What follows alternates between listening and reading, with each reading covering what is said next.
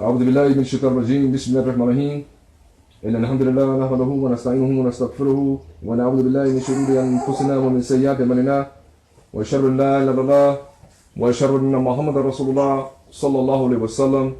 أما بعد, we must always remember Rasulullah sallallahu alaihi wasallam said that there will always be a small group.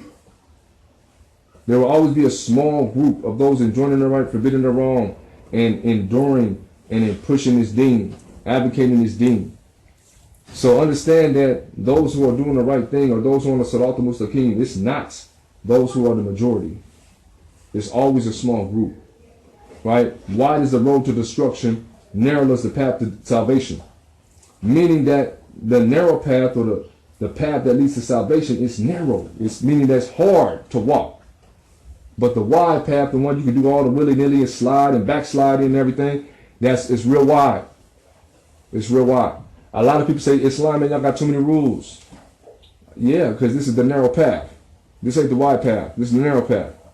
The narrow path is what leads to salvation. The narrow path is what leads to success. Okay? So we understand when we're doing the narrow things and we're doing the things that are against the norm. Alhamdulillah, Rabbil Alameen. Allah subhanahu wa ta'ala said through the Prophet Muhammad sallallahu alaihi wasallam to be in this world like a what? A stranger. So if we strangers, we the eyeballs, then alhamdulillah, guess what? We're doing something right. If everybody likes us and ain't nobody complaining about us, then guess what? We have assimilated. We have assimilated. Rasulullah sallallahu alaihi wasallam, he was the best of mankind. Right? Before he accepted the deen or before he was chosen as the prophet. Right? He was called Al-Ameen. Right? The trustworthy one. The one that everybody trusted. Okay? Check out the scenario. But right when he got blessed, right when he got chosen by Allah, Allah chose him over everybody else. The same people that was calling him Al-Ameen, oh, you're a good brother, oh, you're trustworthy, oh, we can trust you. Them same people, they turned on him. So now the same ones that was calling him Al-Ameen, they was calling him Majnoon.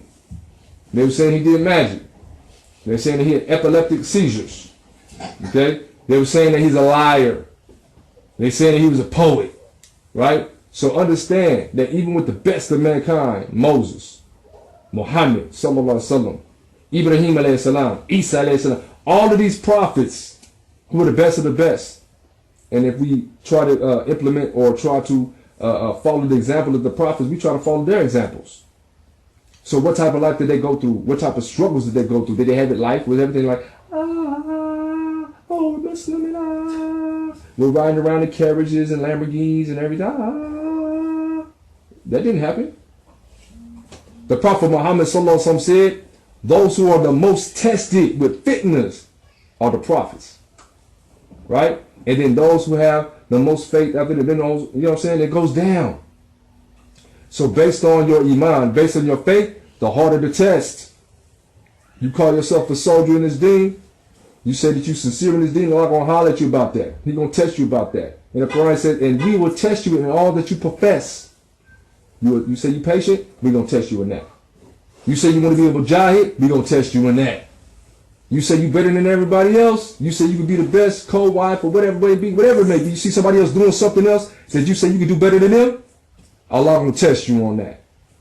Okay? He gonna test you on that. Because he said we'll test you in everything that you profess. Okay?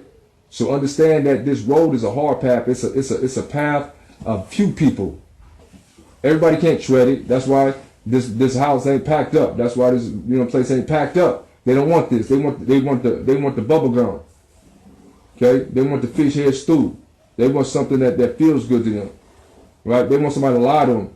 Right? And they want to like the way that they lie to them. Okay? Oh, I can? I can celebrate birthdays? I can? Yeah, you can, girl. Oh, okay. But in Islam, when you submit, no, we have certain rules and regulations. Inshallah, here with this movement, this Tawheed movement, Tawheed, man, back to one God, back to La ilaha illallah. Inshallah, we try to implement what Allah subhanahu wa ta'ala tells us to implement. We implement it in ourselves, right? Because before we can go out and tell anybody about what to implement in themselves, we got to make sure we implement it in ourselves first. So that's the intent here. Let's work on family. Let's work on our backyard. Let's work on our households. Let's work on our wives. Okay? Then you can call people to the Tawheed movement. Can't call them to the movement if we ain't following the movement. So the first thing is on us. Let's solidify it with ourselves. Let's solidify certain things with our household. Let's solidify certain things with our kids. Okay, let's solidify certain things with regards to our brotherhood and our sisterhood. Okay, based on deen. Okay, and let's go from there. Once we solidify these things, then we can go out into the land. We can go out to, tell other people do this, if we're implemented in our household first. Okay, other than that, hey, don't talk about it unless you're going to be about it. Just in the see how. Okay, any questions back there? Clap if you got one. Allahumma anta salam wa minka salam tabaraka ya dhal jalali wal ikram